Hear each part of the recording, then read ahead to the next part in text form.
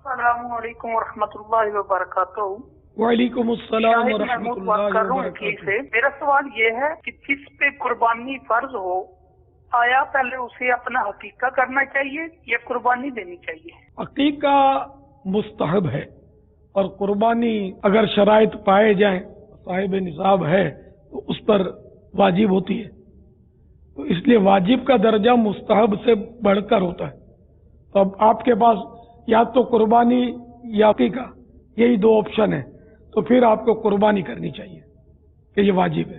اور مستحب بھی خود بندے پر نہیں ہے، بلکہ بندے کا جو والد ہے، والدین ہیں، ان کے لیے مستحب ہے کہ وہ عقیقہ کریں۔